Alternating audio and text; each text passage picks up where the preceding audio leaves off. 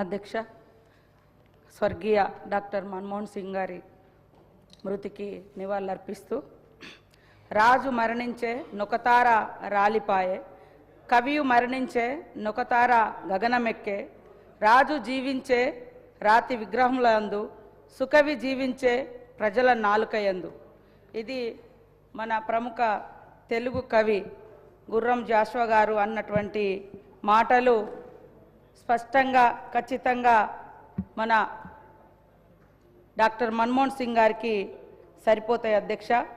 వారు ఈరోజు మన మధ్య లేకపోయినా, భౌతికంగా లేకపోయినా, వారు ప్రవేశపెట్టినటువంటి అనేక గొప్ప సంస్కరణలు, పథకాలు ప్రజల గుండెల్లో సజీవంగా చిరకాలంగా నిలిచిపోతాయని తెలియజేస్తూ, మరి డాక్టర్ మన్మోహన్ సింగ్ గారు అంటేనే సంక్షేమ స్వాప్నికుడిగా ఆయన పేరు పదిలంగా ఉంటుంది అధ్యక్ష.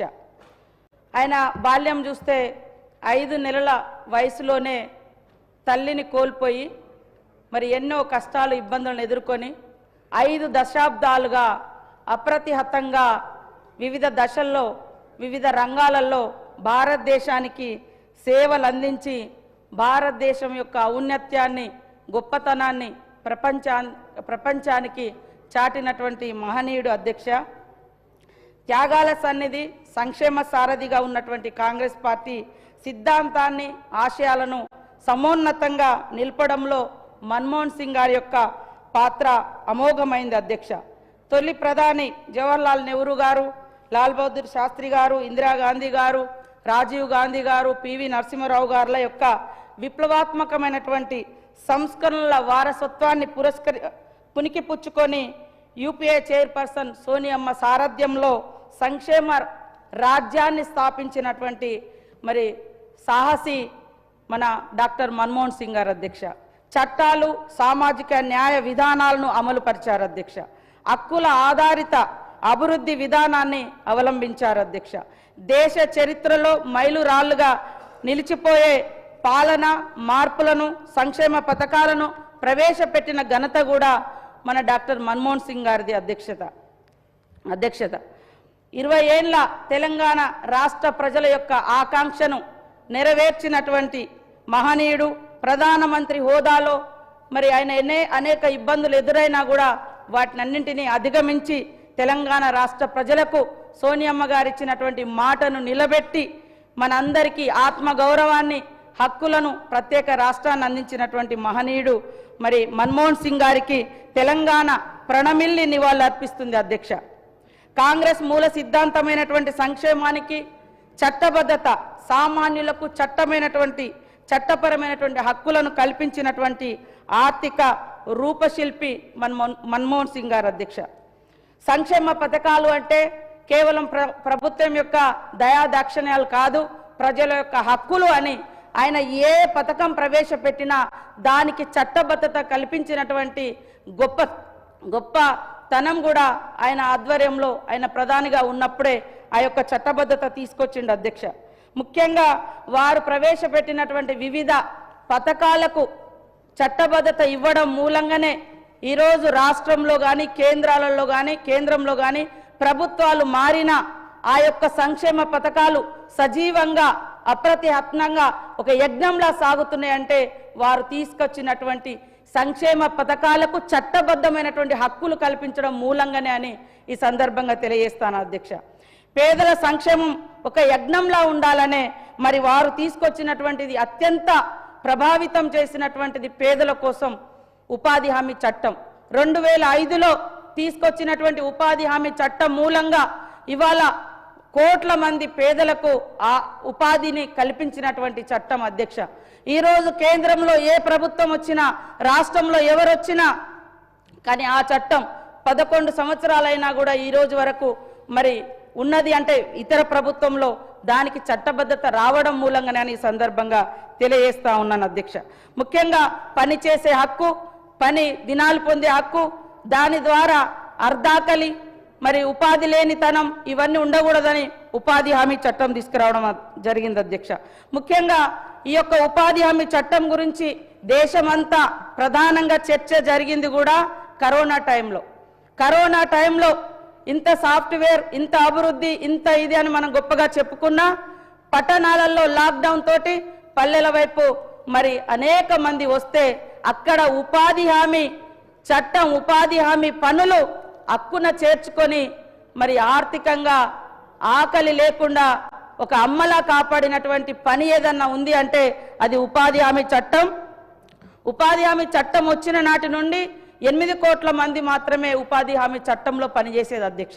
కానీ కరోనా కాలంలో దాదాపుగా 11 కోట్ల మంది ఉపాధి హామీ కూలీలుగా మారి తమ యొక్క ఆకలిని తీర్చుకున్నటువంటి అంటే పని ఏదైనా ఉందంటే ఉపాధి హామీ చట్టం. ఇది చట్టంగా ఉండడం మూలంగానే ఇవాళ గ్రామాలలో మన రాష్ట్రానికి కానీ దేశ ప్రజలకు కానీ రావాల్సినటువంటి పని దినాలు వస్తున్నాయి, హక్కులు, అభివృద్ధి, ఆకలి తీర్చుకోవడం ఇవన్నీ కూడా జరుగుతుందని నేను తెలియజేస్తా ఉన్నాను అధ్యక్ష. ముఖ్యంగా కర్షకుడి కర్రు కదిలితేనే మనకు 4,000 నోట్లకు పోతాయనేటువంటి విషయం మనందరికీ తెలుసు అధ్యక్ష. దేశంలో మొట్టమొదటిసారి రైతన్నల కోసం 70,000 కోట్ల రూపాయల రుణమాఫీ చేసినటువంటి ఘనత ఆనాటి యూపీఏ గవర్నమెంట్ మన్మోహన్ సింగ్ గారి యొక్క ప్రభుత్వం అని ఈ సందర్భంగా తెలియజేస్తా ఉన్నాను అధ్యక్ష. ముఖ్యంగా మనిషికి అన్నిటికంటే పెద్ద శత్రువు ఏదైనా ఉంది అంటే అది ఆకలి. ఈ ఆకలిని నివారించాలి అంటే ఏం చేయాలి అని సోనియమ్మ గారి నాయకత్వంలో పేదలకు ఆహార భద్రత చట్టం తీసుకొచ్చి 2013లో మరి గౌరవంగా జీవించాలి, తిండి గింజలు వారికి దక్కాలని ఆహార భద్రత చట్టాన్ని కూడా సోనియమ్మ గారి నాయకత్వంలో తీసుకొస్తే ఆహార భద్రత చట్టం ద్వారా 81,31,00,000 మందికి రేషన్ కార్డ్స్ ద్వారా మరి తిండి గింజలు అందజేయడం జరుగుతుంది అధ్యక్ష.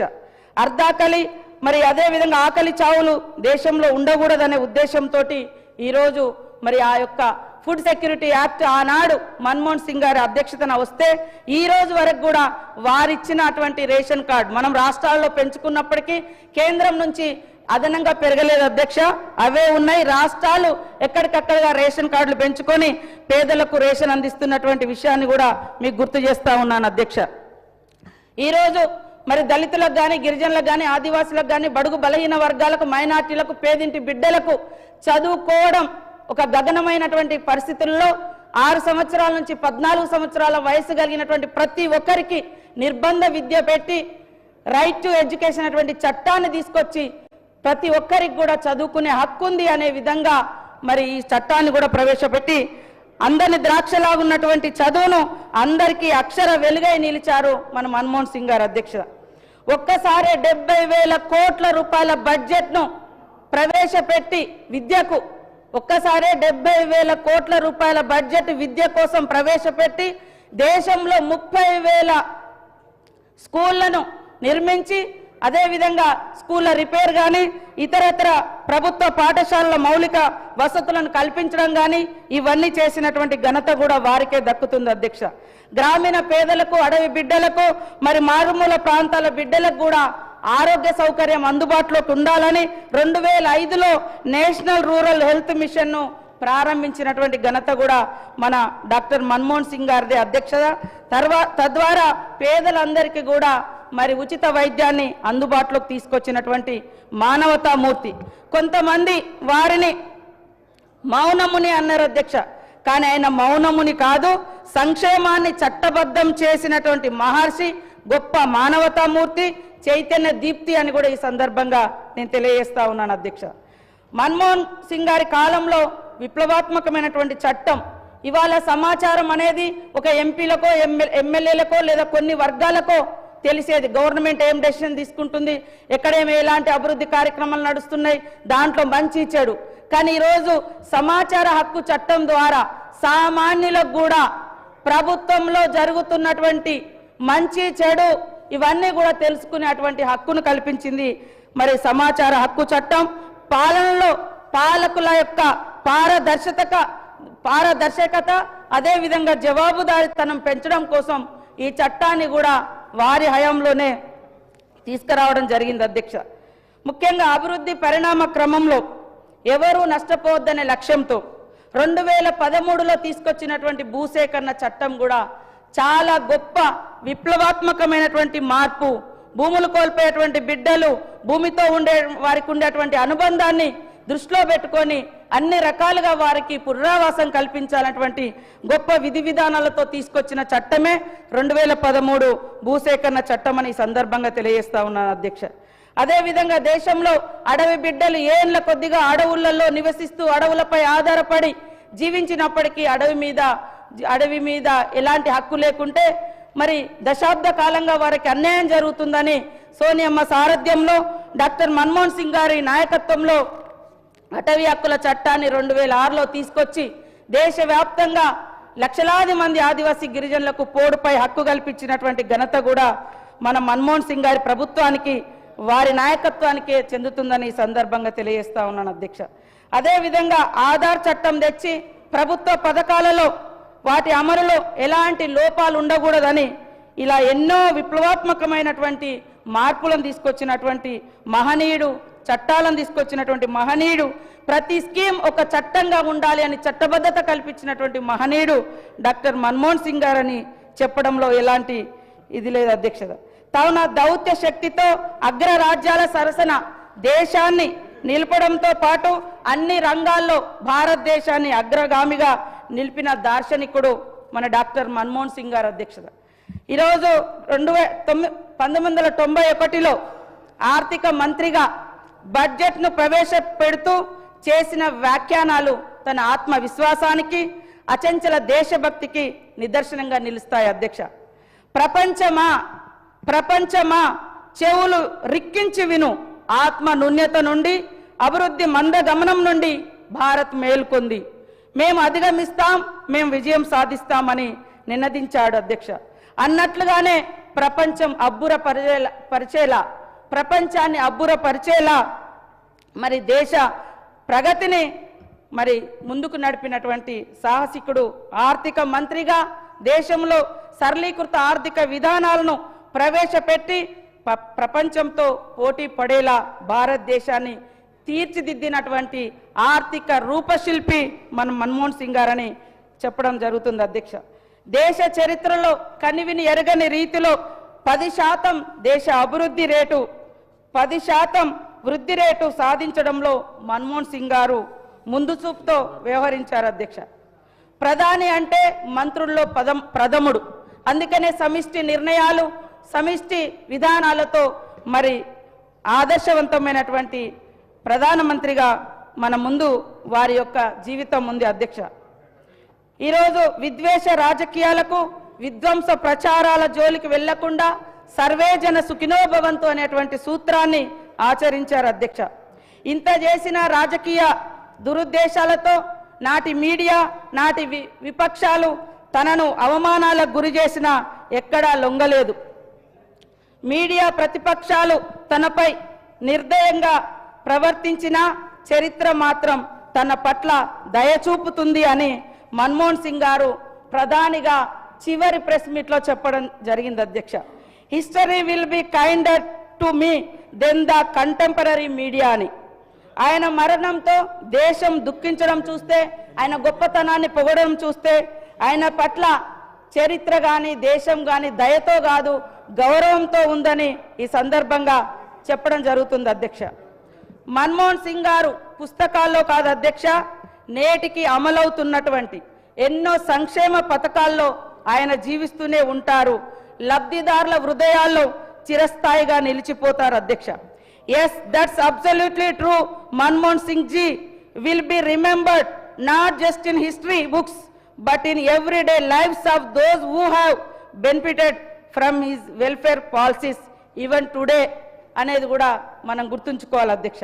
కంచు మోగినట్లుగా కనకంబు మోగదు, మాటల మనిషి కాదని చేతల మనిషి అని తన పథకాల ద్వారా మన్మోహన్ సింగ్ గారు నిరూపించారు అధ్యక్ష. ఒక సందర్భంలో మరి అమెరికా మాజీ అధ్యక్షుడు ఒబామా గారు చెప్పినట్లుగా మన్మోహన్ సింగ్ గారు మాట్లాడితే ప్రపంచమే వింటుంది అని కూడా చెప్పడం జరిగింది అధ్యక్ష. Manmohan Singh ji speaks world listens అని కూడా మరి ఒబామా గారు చెప్పినటువంటి సందర్భాన్ని కూడా మనం గుర్తుపెట్టుకోవాలి అధ్యక్ష.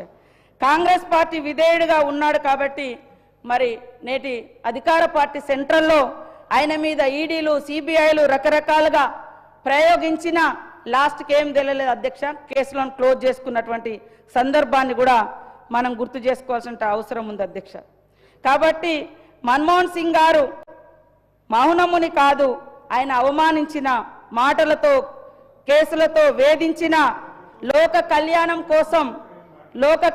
కోసం పరమశివుడు విషాన్ని తన కంఠంలో దాచుకున్నట్లుగానే దేశం కోసం ఎన్నో అవమానాలను దిగమింగినటువంటి ప్రజల సంక్షేమం పంచిన సంక్షేమ శ్రామికుడు మన మన్మోహన్ సింగ్ గారు అధ్యక్ష.